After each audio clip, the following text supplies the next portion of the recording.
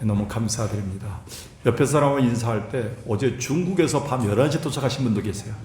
그리고 또 지난 일주일 동안 굉장히 힘든 가운데 계셨던 분들 계세요. 옆에 사람 인사할 때 소중한 분 오셔서 감사합니다. 소중하십니다. 정말 소중한 분들입니다. 소중한 분들 오셔서 감사합니다. 일부 때도 많이 오셨는데 그분들서 이렇게 인사했습니다. 정말 소중한 분들이 오셨어요. 먼저 제가 인사를 드릴 것은 지난 주일에 임직 은퇴식이 있어서 미처 제가 필리핀 갔다 온 것에 대해서 인사를 못 드렸습니다. 그 설명을 다 하자면 CTS 뉴스에 지난주에 그 뉴스가 나왔었는데 그 뉴스는 생략하고요. 사진을 다 보여드릴 수 없어서 여러분들이 그동안 14년 동안 필리핀 선교하셨던 것에 대해서 필리핀 사회와 그 지역과 그리고 유지들 신학교가 인정을 해서 또 제가 그동안 했던 10년 동안 더 했던 23년 동안 했던 것에 대해서 명예로운 저희 교회에 드리는 학위라고 생각합니다. 그래서 박사학위를 받고 왔고요. 그리고 거기에 또 학장하고도 지금 사진을 찍었고 또 그 신학생들이 또 환영을 많이 해주셔서 우리 또 여기 학위에 대한 감사를 드렸습니다.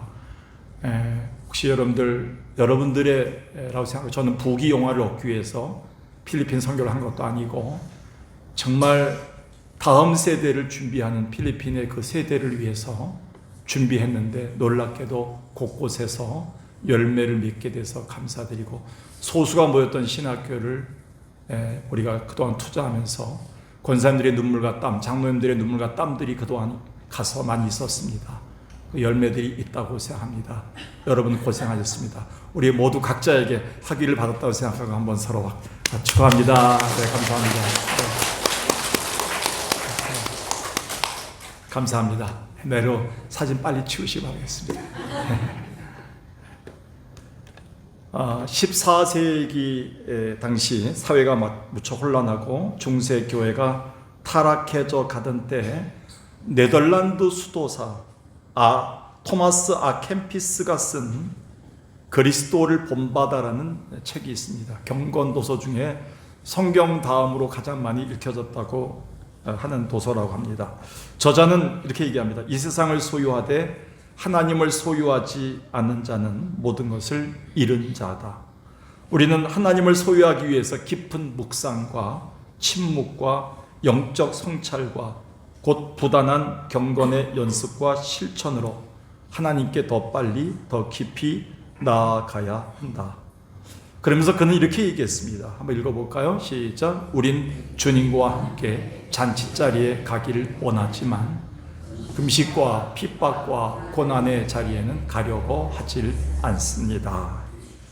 그러면서 그가 맨 마지막에 결론이 이젠 그리스도를 본받으려고 하십시오 합니다. 많은 사람들에게 물어봤습니다. 신앙생활하는 목적이 무엇일까요? 권사가 된 목적이 뭘까요? 목회자로서 목회하는 이유가 뭘까요? 여기에 선뜻 대답하지 못한 이유가 불순한 마음이나 다른 동기가 혹시 들어가 있지 않은가라는 생각 때문입니다. 주님은 우리에게 나를 따르고자 하는가에 대한 굉장히 질문을 코로나 팬데믹 이후에 많이 하고 있습니다. 제가 그 설교를 6개월 동안 이어오고 있습니다. 지금 이 시대에 우리 신앙과 자신을 돌아보고 있는 찬송가가 하나 있습니다. 옛날에는 처음 예수 믿을 때 사명감이 있고 교회만 나가면 좋아서 그저 막 이 찬양을 따라 부르고 흥얼거리고 좋아했는데 막상 철이 들어가면서 이 찬송의 가사가 깊이 알려지게 되면서부터 제가 쉬 부를 수가 없습니다. 영어로는 Where He leads me, I will follow.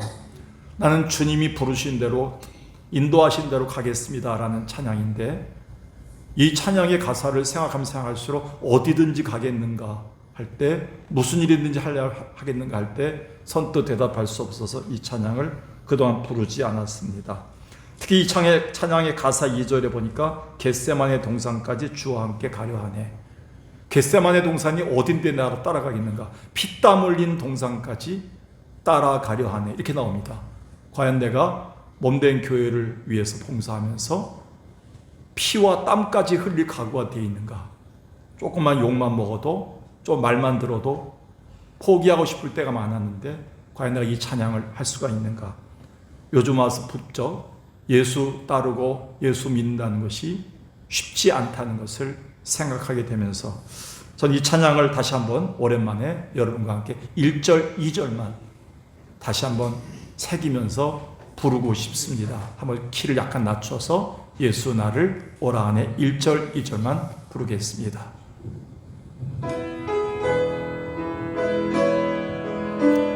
주님이 우리에게 이렇게 말씀하실 때 우리는 대답할 수 있는 걸 생각하면서 1절, 2절만 부르겠습니다. 예수 나를 오라 하네. 오늘도 부르십니다. 예수 나를 오라 하네. 그런데 그 다음이 생각한대요. 어디든지 주를 따라 주와 같이 가려네. 주의 인도하심 따라 주의 인도하심 따라 어디든지 주를 따라 주와 같이 가려네. 겟세마네 동산까지 주와 함께 가려 하네. 피땀 흘린 동산까지 주와 함께 가려네. 주의 인도하심 따라 주의 인도하심 따라 어디든지 주를 따라 주와 같이 가려네. 이 찬양을 부르면서도 선뜻 대답을 못하겠네요. 왜냐하면 이번에 필리핀 가서 우리 윤성호 장로님과 최봉수 권사님과 권사님들이 많이 알고 계시지만 까미라는 그 여자 미혼 29살 된 미혼 자매가 우리가 지금 교회가 개척했던 교회가 5시간 반 걸려서 가는 바탕가스 지역에 그 조그만 교회입니다. 양철 지붕의 교회인데 거기 양철이 새서 가서 우리가 고쳐줘야 되는 생각을 했었고 그랬는데 선뜻 못했는데 거기에 양철이 달겨지면 60도가 됩니다.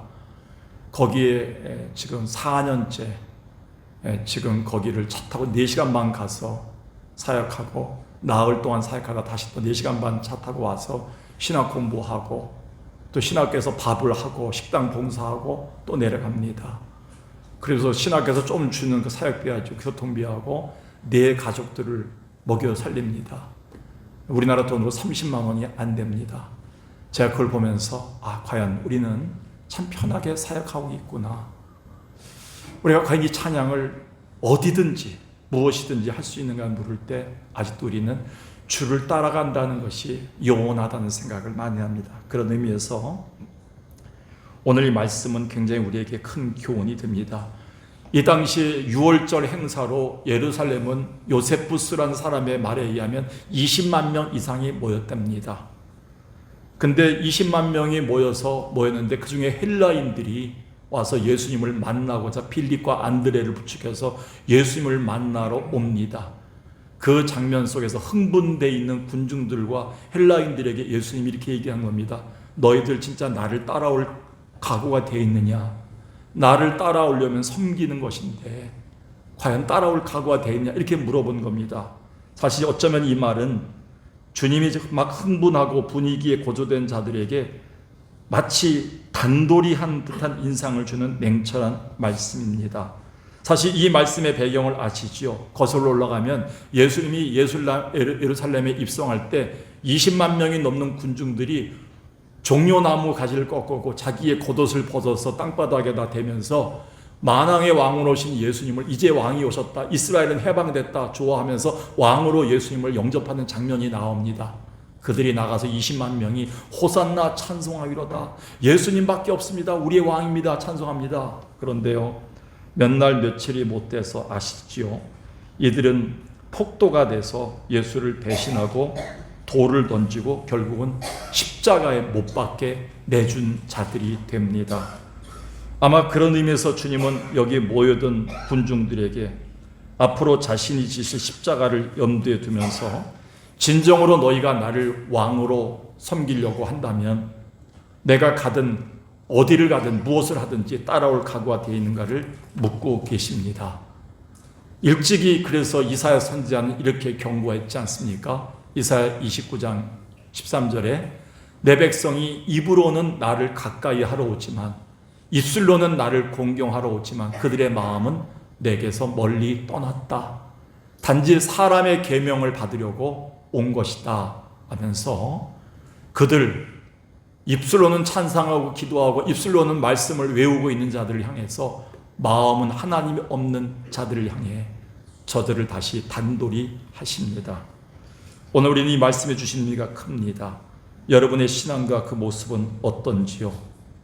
요즘 저는 부쩍 이런 신앙의 본질적 문제를 생각하면서 교회 목표를 바꿨습니다. 어떤 분들한테는 죄송하지만 저는 제가 목회하고 있는 한, 제가 기도하고 말씀을 전하고 제가 그렇게까지 애썼던 섬겼던 성도들이 한번 이 땅에서 일생을 마치고 눈을 감고 다시 눈을 뜰 때 그 앞에 주님이 계신 것이 제 목표가 되었습니다. 여러분들이 열심히 교회에서 수십 년 봉사하고 애쓰고 주를 따르고 찬양했는데 만약에 여러분의 일생이 끝나고 눈을 다시 뜨는 순간에 주님이 계시지 않다면 어떻게 되겠습니까? 저는 이 목표를 가지고 여러분에게 담임 목사로서 이 말씀을 하나님이 주셨다고 생각하고 하나님의 마음이 들어가 있다고 생각합니다. 오늘은 알다시피 우리가 주님을 제대로 믿고 따른다는 것은 어떤 의미를 가지고 있는가? 오늘 본문 들어가서 볼 때 그렇다면 오늘 우리가 주님을 제대로 믿고 따른다는 것은 어떤 모습인가? 나는 주님을 제대로 믿고 따르고 있는가? 첫 번째, 오늘 두 가지를 새기겠습니다. 첫 번째 한번 읽어볼까요? 시작. 철저히 종의 자세로 사는 삶을 말합니다. 제가 좀 자랑거리는 아니지만 저희 할아버지가 만주에서 도망 다니시다가 오셔서 독립운동을 3.1운동 그 강원도 홍천 땅에서 가장 먼저 독립선언서를 낭독하시며 돌아가시기 전까지 저희 집안은 지주 집안이었습니다. 그래서 머슴들이 꽤 많았다는 얘기를 들었고 소들이 많았다고 그렇게 들었습니다. 땅도 있었고요. 그런데 독립운동 속에 다 집어넣고 여러 가지 집안의 가세가 기울어졌다는 얘기를 들은 적이 있습니다. 그때 제가 들었던 것은 머슴에 대한 얘기입니다. 집에 머슴이 있었는데 머슴이 뭔가요? 물으니까 머슴이란 자기 주장이나 소신이나 자기 소유를 주장하지 아니하고 철저히 주인의 생각과 주관에 따라서 일하는 종들이다 라고 얘기합니다. 그래서 어떤 분은 우리의 신앙의 자세, 그리스도인의 자세를 머슴 신앙의 자세다 라고 얘기합니다. 성경에 보면 아니나 다를까 머슴 신앙으로 준비된 자들만이 주님의 영광과 기적을 보고 은혜를 가장 먼저 체험하고 신앙이 가지는 즐거움과 비밀을 깨닫습니다. 그 예가 요한복음 2장 5절입니다. 예수님과 예수님의 어머니가 초대받아 갔던 잔치 자리에 그 중요한 포도주가 떨어졌다는 얘기를 듣습니다. 오늘날로 얘기하면 물이겠죠. 떡이겠죠. 잔치를 일주일 동안 행하는 유대인들에게 있어서 포도주가 없다는 것은 거의 문을 닫아야 되고 망했다는 뜻인데 이때 예수님의 어머니는 이렇게 얘기합니다.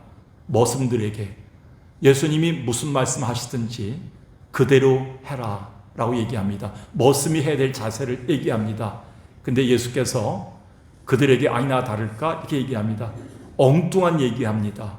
뭐냐면 저기 물 항아리가 있는데 거기다 물을 가득 채워라. 오늘날로 얘기하면 어떤 젊은 애들은 얘기했죠. 미쳤다. 미쳤구나 예수님이. 근데 이 하인들은 어떻게 합니까? 아구까지 아주 그 입구까지 가득 채웁니다. 물을 갖다가. 그런데 8절 9절에 그 다음 또 명령이 옵니다. 머슴에게. 머슴들아, 이 물을 떠다가 연회장에게 갖다 줘라. 물을 채우는 것까지는 할 수가 있는데 이 물을 떠다가 맹물을 연회장에 갖다 줘서 포도주라고 줄 때 귀싸대기 맞을 각오와 쫓겨날 각오를 해야 되는데 머슴들은 그대로 하란 대로 순종하는데 놀라운 일이 벌어졌습니다. 물을 떠서 가는 도중에 색깔이 변합니다. 할렐루야. 물을 떠서 가는 도중에 기적이 일어납니다. 몸이 치유됩니다. 가족의 문이 열립니다. 하늘 문이 열리고 주시는 게 역사가 있습니다. 머슴들만이 체험하는데 9절에 보니까 아무도 그 역사를 모르는데 물 떠온 머슴들만 알더라. 성경은 철저히 종의 자세로 산 자들만이 주님 뜻대로 살겠습니다 라고 따라간 자들만이 내가 믿음 생활한 것에 대한 그 기쁨과 즐거움과 복을 받게 됩니다. 오늘 우리는 이 성경의 묘미는 종의 자세입니다.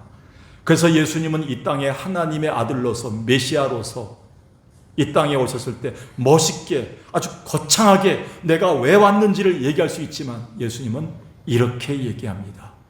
마가복음 10장 44절 45절에 보니까 으뜸이 되고자 한다면 너희는 머슴이 되어야 한다. 그러면서 인자가 온 것은 섬김을 받으려 함이 아니라 도리어 섬기려 하고 어디까지? 내 목숨을 바쳐서 너의 목숨을 구하려고 하는 대속물로 왔다라고 얘기합니다. 랜섬이란 말로 해석하죠. 랜섬이 뭡니까? 구속물이 뭡니까? 대속물이 뭡니까? 내가 물건을 저당 잡혔습니다.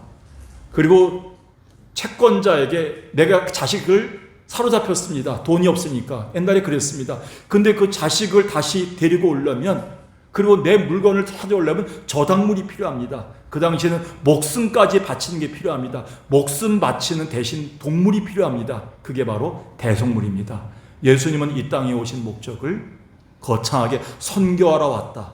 전도하러 왔다. 교회를 부흥시키러 왔다. 이렇게 얘기하지 않고 주님은 섬기러 왔다라고만 얘기하십니다.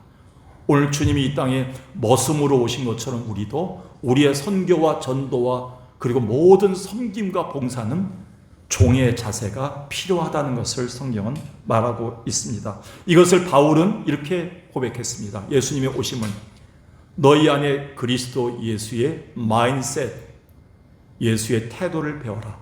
영어 성경에 attitude란 말로 번역되는데 그보다 더 중요한 것은 mindset입니다. 뭐냐면 마음가짐을 배워라. 예수님의 마음가짐이 필요한데 어떤 마음가짐이냐? 그는 원래 하나님과 동격이지만 하나님과 동격을 삼지 않고 자기를 낮췄다. 그게 오신 것이다. 그러면서 뭐라고 합니까? 7절에 오히려 자기를 어떻게 했다고요? 비웠다. 자식 자랑하고 나이 자랑하고 재산 자랑하고 집 자랑하고 학력 자랑하고 공로 자랑했던 거 이거 다 비워내니까 아무것도 없는 거야. 그 상태로 예수님이 오셨다는 거예요. 나를 비워서 종의 형체로 사람의 모양으로 오신 것이다. 내가 너희 때문에 왔다. 그러면서 낮추시고 어디까지? 죽기까지 복종하러 왔다. 라고 그게 바로 십자가의 죽음이십니다. 라고 얘기합니다. 그래서 예수님은 우리에게 묻습니다. 그리고 자기를 향해서 모여든 자들에게 이렇게 묻습니다. 26절에 사람이 나를 섬기려면 나를 따르라.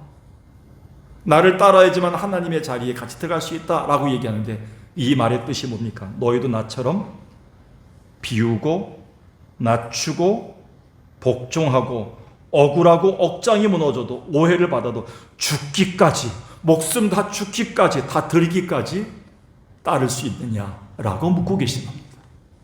찬물을 끼얹은 거죠. 수많은 사람들이 그렇게 열광적으로 따랐는데 오늘도 주님은 이 말씀을 한국 교인들에게 우리 교인들에게 주고 계십니다. 너희도 나처럼 비울 수가 있느냐? 너희도 나처럼 죽기까지 순종할 수가 있는가를 묻습니다. 곧 그들이 주를 따름으로 어떤 부귀 권세를 누리는 것이 아니라 철저히 종으로 섬기는 것을 행하겠느냐고 냉정하게 물으십니다. 여기서 섬긴다는 말, 나를 섬기려면 따를 것이다. 섬긴다는 말은 디아코네오란 말입니다. 이 디아코네오란 말은 여기서 디아코노스, 먼지를 통과하면서 일하는 자라는 집사라는 말이 여기서 나왔습니다. 안수 집사라는 말이 여기서 나왔습니다. 그리고 이 말은 원래 식사를 준비하다, 온갖 굳은 일을 시중 들다란 뜻입니다. 그래서 엄격한 의미에서 너희가 나를 따르려면 섬겨야 된다는 말 속에는 식사를 준비하는 일을 할 수 있느냐, 교회에서. 그리고 너희가 먼지를 털면서 교회 굳은 일을 할 수가 있느냐, 나처럼 그거 할 때 목숨까지 피와 땀을 흘릴 준비까지 돼 있느냐, 그게 뭐습니다 라는 것을 묻고 계신다는 거예요. 근데 오늘날 주님의 일을 하는 분들이 자존심만 상해도 그 조금만 말만 들어도 못 참습니다. 교회 분란이 생기고요, 상처를 받고요, 교회를 자꾸 떠나려고 합니다. 왜 그럴까요? 아직 우리는 주를 따르는 것에는 못 미친다는 겁니다. 코로나 팬데믹 위에 주님은 우리에게 이걸 묻고 계십니다. 나를 따를 수 있느냐? 종으로, 머슴으로 살 수 있느냐? 머슴은 재산권도 없고 당신의 소유권도 없는데 주인만 따르겠느냐고 묻고 계신 것입니다. 얼마나 이게 힘들었으면 예수님은 십자가를 앞두고 이 말을 하신 다음에 자기 자신이 너무 힘든 것을 몸부림치는 흔적을 보여주십니다. 그게 27절이에요. 보겠습니다. 지금 내 마음이 너무 괴롭다. 옛날 성경에 보니까 내 마음이 민망하다 이렇게 나와 있어요. 민망하다. 예수님은 너무 힘들어갖고 이 십자가를 안 지면 안 되겠습니까? 내가 종이 안 되고 주인이 돼서 십자가를 나를 박으려고 하는 사람들을 다 죽이면 안 되겠습니까? 천사들을 동원해서 다 초토화시키면 안 되겠습니까? 그럴 권세가 있는데 예수님은 십자가를 종의 자세로 죽기까지 할 수 있느냐는 주님의 명령에, 하나님 명령에 순종하려고 하니까 갈등이 생기는 거예요. 그때 예수님도 갈등하셨어요. 이 때를 면하게 하여 주옵소서. 주님, 제가 십자가 안 지면 안 되겠습니까? 여러분, 언젠가 제가 여러분에게 감히 이런 말씀 드린 적이 있습니다. 어떻게 감당하려고 목사가 됐고, 어떻게 감당하려고 장로가 됐고, 어떻게 이런 일들을 감당하려고 권사가 되셨습니까? 어떻게 이런 일 감당하려고 집사가 되셨습니까? 이건 수모를 당하는 거고, 갈등하고 민망하고 힘들고 억장이 무너지고 때론 자존심 상하고 어느 때는 피와 땀을 흘려가는 고통과 억장이 무너지는 과정인데, 여러분들이 이 오해도 받아야 되는데 왜 그런 걸 안 받으시면서 하기 때문에 자꾸 갈라지는 겁니다. 주님은 우리에게 나를 따를 수 있냐 할 때 철저히 머슴으로 섬길 수 있는가를 묻고 계셨다는 겁니다. 그래서요, 헨리 나우엔이라는 사람이 쓴 상처 입은 치유자, 제가 이 책을 2번 소개했습니다. 저자는 헨리 나우엔이라고 예일대학교, 미국의 최고 대학이니까 예일대 석자 교수였던 헨리 나우엔이 우리 인생길에 있어서 내려가는 길, downward mobility, 인생에 내려가는 길에서 예수님을 만났다는 것을 간증한 책입니다. 그의 인생에서 한마디로 올라가는 길, upward mobility, 나는 올라가는 길에서 예수님을 만나지 못했습니다. 부끄럽으면. 그런데 내 인생에서 모든 걸 내려놓고 내려가다가 예수님을 만났습니다라는 책입니다. 이 책에 보니까 그 사람은 하버드 대학과 예일 대학을 거쳤습니다. 한마디로 올라가는 길이었습니다. 근데 거기서 예수님을 못 만났다고 고백합니다. 그런데 교수의 길을 버리고 장애인 공동체 라르슈에서 그들을 돌보고 섬기다가 그때 비로소 주님을 인격적으로 만났다고 고백하고 있습니다. 그리고 우리에게 이렇게 도전합니다. 하나님이 우리를 찾아오신 방향은 위에서부터 아래입니다. 높은 곳에서 낮은 곳으로 내려오십니다. 이게 우리가 가야 될 길입니다 라고 얘기합니다. 여러분, 장로교인들은 그 착각을 안 했는데 다른 교단에서는 착각을 하더라고요. 집사에서 권사가 되면 높아졌다고 생각하더라고요. 집사에서 장로가 되면 높아졌다고 생각하고, 그리고 목사가 되면 더 높아졌다고 생각합니다. 아니오시다. 성경은 더 많은 일, 더 많은 고통과 괴로움을 쏟는 종이 되는 넓이를 얘기하고 있습니다. 여러분, 우리는 다시 한번 고민해 봐야 합니다. 그래서 우리는 낮고 낮은 우리를 찾아오신 예수 그리스도 성육신 사건이 바로 전도이며 하나님의 구제이며 선교라고 말하는 것입니다. 오늘날 교회 외에 많은 사람들이 들어오지 않습니까? 오늘날 우리가 전도에도 왜 콧방귀를 뀌고 지탄의 대상이 교회가 됩니까? 우리가 내려가는 길이 아니기 때문에 그렇습니다. 우리는 자꾸 높아지려고 하고 올라가는 길을 선호하기 때문에, 예수의 길을 갖지 않기 때문에 많은 사람들이 예수를 발견할 수 없고 특별한 유명한 목사님만 발견하고 유명한 교회 문패만 발견하게 되는 것입니다. 사랑 여러분, 오늘 우리는 주님을 믿고 따른다는 의미는 무엇일까요? 그것은 철저히 종의 자세로 사는 것을 의미합니다. 오늘 여러분들이 주님을 제대로 믿고 살기 위해서, 제대로 따르기 위해서 종의 자세, 머슴의 신앙을 갖기를 주의 이름으로 축원합니다. 마지막 두 번째 한번 읽어볼까요? 시작. 온전히 썩는 미랄이 되는 삶을 말합니다. 어렸을 때 늦가을이 되면 농부들이 밭에 보리 종자를 뿌리는 것을 볼 수 있습니다. 왜? 늦가을에 추위가 오는데 왜 종자를 뿌리는가? 그리고 그 잎새들이 작고 가냘픈 모습으로 한겨울을 지난 다음에 봄 기운이 도는 2월 말경부터 놀랍게도 왕성하게 새싹이 자라는 것을 보게 됩니다.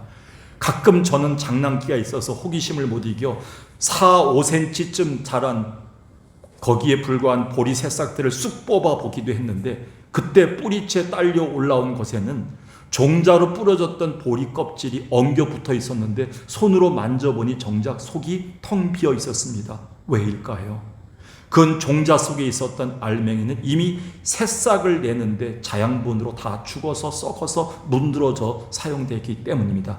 그렇게 자기가 철저히 썩어져서 문드러져서 싹을 틔운 한 알의 미라는 4, 5월이 되면 누런 보리 이삭들을 왕성하게 풍성하게 맺게 됩니다.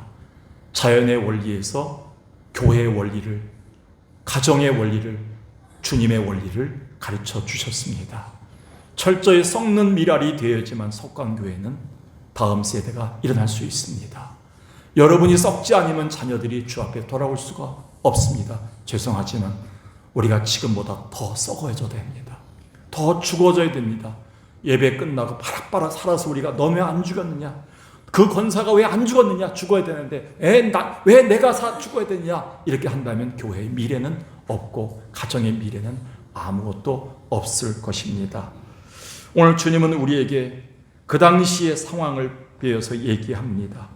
그 당시에는 보리보다 밀농사가 주류였기 때문에 주님은 누구나 알아들을 수 있는 썩는 미랄의 원리를 가지고 신앙의 원리를 말씀하셨습니다. 그 24절입니다. 내가 진실로 진실로 너에게 이르노니, 다 같이 읽어볼까요? 시작. 한 알의 밀이 땅에 떨어져 죽지 아니하면 한 알 그대로 있고 죽으면 많은 열매를 맺느니라. 주님은 누누이 내가 죽어야만 세상이 구원 얻게 된다. 내가 십자가를 지어야지만 이 세상에서 한 사람도 구원의 열매를 얻지 못한 사람이 없을 것이다. 다 구원받을 수 있다라고 강조했습니다. 그러면서 너희도 내가 하는 길, 썩는 미랄의 길을 걷겠는가를 묻고 계셨습니다. 그래서 주님의 이 명령 속에는 너희도 나처럼 십자가를 묵묵히 지고 썩는 미랄이 되겠는가를 묻고 계십니다. 곧 주님이 썩는 미랄로 자신을 철저히 죽여 많은 열매를 맺으신 것처럼 우리 또한 교회나 가정이나 세상에서 썩는 미랄로 자기를 철저히 죽여 복종하라는 의미입니다. 그래야 교회 공동체와 가정이 살고 전도회와 다음 세대의 생명이 주어진다는 것입니다. 여러분 25절을 보십시오. 자기 생명을 사랑하는 자는 잃어버릴 것이요 이 세상에서 자기 생명을 미워하는 자는 영생하도록 보존하리라. 주님은 왜 이 말씀하셨을까요? 여기서 자기 생명을 미워한다는 말이 어떤 의미일까요? 여기 생명이란 말은 헬라어로 푸시케입니다. 목숨이라는 의미보다는 자기 소신, 고집, 뜻, 자기 지식, 공로를 부인하는 것을 말합니다. 그래서 여기서 자기 생명을 미워한다는 것은 자기 주장, 소신, 뜻, 고집을 못 박는 것을 말하고 있습니다. 일찍이 썩는 미랄이 되는 삶이 열매 맺는 삶이 될 것을 주님은 말씀하신 겁니다. 그런데 여러분, 내 자아가 죽는 게 쉬운가요? 자꾸 솟아오르는 내 뜻과 욕심과 내 고집과 죄성을 쳐서 복종하는 게 쉬운 일인가요? 얼마나 어려운지 사도 바울은 군사적인 용어를 써서, 그 당시에 군사적인 용어뿐만 아니라 전투적인 용어인 스포츠 선수들의 용어를 써서 이렇게 우리에게 권면하고 있습니다. 고린도전서 9장 25절 이어보니까 이기기를 다투는 자마다 권투 선수들입니다. 모든 일에 절제하나니. 이스무스 경기가 2000년 전에 있었는데요. 이스무스 경기에 나가는 사람들은 10개월 전부터 몸을 만들었답니다. 체중을 빼고 먹는 음식을 조절하고 감정을 조절하고 시간을 조절하면서 자기들이 이기기를 위해서 준비했다고 합니다. 우리는 과연 우리 자신이 주님 앞에 최후의 승리의 면류관을 받기 위해서 얼마나 우리 자신을 철저히 죽이고 있는가를 성경은 보여주고 있습니다. 달리기 선수를 예우로 들었습니다. 달리는 선수가 앞에 있는 목표가 없이 뛰지 아니하면 그는 다돌할 수 없다. 허공을 치는 것 같다고 하면서 이렇게 얘기합니다. 27절입니다. 내 몸을 쳐서 복종해야 된다. 왜?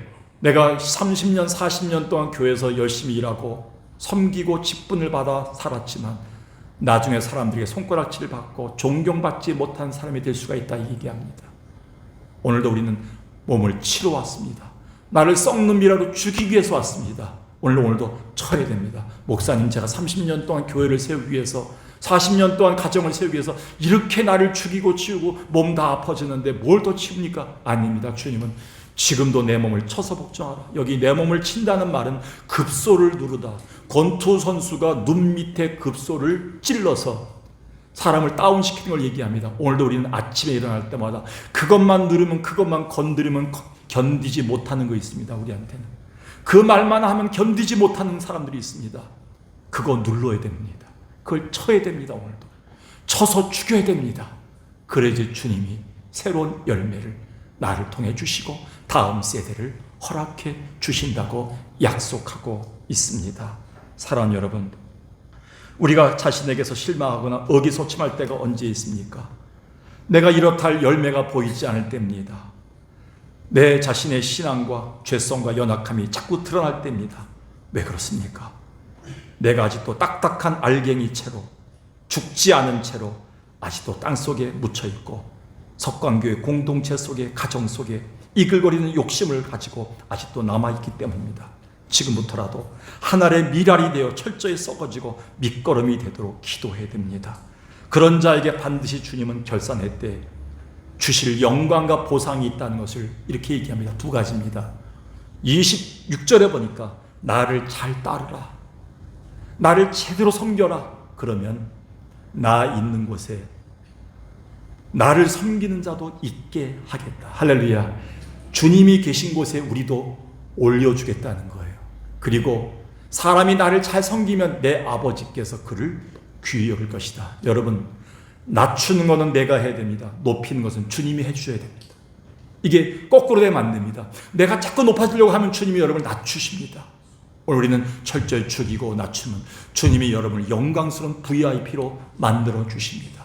여러분, 눈에 흙이 들어오는 그날까지, 교회 계단을 더 이상 올라올 수 없는 그날까지 여러분들 기어서라도 예배당에 오신다면 주방에 들어가서 일하시고 교회에서 청소하시고 섬기시고 목회자와 성도들과 다음 세대를 위해서 기도해 주시고 이것에 여러분들이 철저히 문드러지는 삶을 살아주셔야 됩니다. 주님이 그럴 때 두 가지 약속합니다. 이걸 주님이 마지막 기도에서 요한복음 17장에서 이렇게 또 약속해 주십니다. 한번 읽어볼까요? 시작. 아버지여, 내게 주신 자도 나 있는 곳에 나와 함께 있게 하시고 아버지께서 창세전부터 나를 사랑하심으로 내게 주신 나의 영광을 그들로 보게 하시기를 원하옵나이다. 예수님의 교회를 향한 마지막 기도는 교회를 잘 섬겼고 목회자를 잘 섬겼고 주님을 잘 섬겼던 자들에게 두 가지 해달라는 거예요. 주님과 함께 있게 해달라는 거예요. 그리고 저들이 영광을 보게 해달라는 거예요. 오늘 주님도 이 약속을 지켜주십니다. 반드시. 마지막으로 말씀을 마치겠습니다. 국내 최고령 현역 의사로 활동했던 한원주 권사님을 제가 5년 전에 소개했습니다. 여기 수동리의 매그너스 요양병원의 내과과장으로 근무하셨던 분인데 그 당시에 90세였습니다. 근데 그분이 94세로 돌아가셨습니다. 얼마 전에. 1926년 경남 진주에서 태어나 경성의학전문대학을 졸업하고 산부인과 전문의를 따서 미국으로 건너갔다 귀국하니 큰 명성으로 성공을 이룬 분입니다. 그런데 갑자기 남편이 갑작스럽게 세상을 떠났습니다. 하나님이 나를 왜 의사의 길로 걷게 하셨고 왜 죽게 하시는가 남편을 되짚어보다가 새로운 삶을 살게 됩니다. 그 후 권사님은 2008년까지 28년 동안 소외된 이웃과 노숙자들의 마음을 또 몸을 만져주는 섬김으로 일생을 바쳤으며 그 후에 남양주시 수동리 매그너스 재활 요양병원에 와서 94세로 천국에 갈 때까지 썩는 미랄이 되셔서 아침 9시부터 오후 5시까지 가진 몸과 가진 진액을 다 쏟아가면서 정성껏 그들을 돌보다가 천국으로 가셨습니다. 이분이야말로 마지막까지 한 알의 밀알로 썩어 큰 열매를 얻은 자가 아닐까요? 사랑하는 여러분, 예수를 제대로 믿기로 하십니까? 오늘부터 온전히 썩는 밀알이 되셔서 밑가지가 되주십시오. 밑가지가 자라기 위해서는 밑가지가 죽어져야 됩니다. 때로는 힘들어도 주님의 영광이 있기 때문에 오늘 지금 원로 목사님, 특히 우리 은퇴 장로님들이 철저히 교회를 섬겨주신 것처럼 여러분들도 끝까지 교회를 밑가지가 되시고 썩는 밀알로 섬겨주셔서 아름다운 영광을 주님과 함께 누린 자 되길 주의 이름으로 축원합니다. 살아계신 아버지 하나님, 감히 부족한 종이 이 말씀을 전할 자격이나 있겠습니까? 부귀 영과 권세를 누리고자 목회자가 되진 않았겠지만 그래도 내 마음속에는 늘 다른 곳에 마음이 있었고 향방 없는 자같이 목회했던 자신을 하나님 다시 사용해 주심을 감사합니다. 오늘 저를 통해 주셨던 이 말씀을 통해 성도들이 두 가지를 기억하게 하옵소서. 주님, 철저히 이들이 종으로 멋으로 살아갈 수 있는 자들에게 인도하여 주시옵고 온전히 썩는 밀알로 교회 다음 세대를 새싹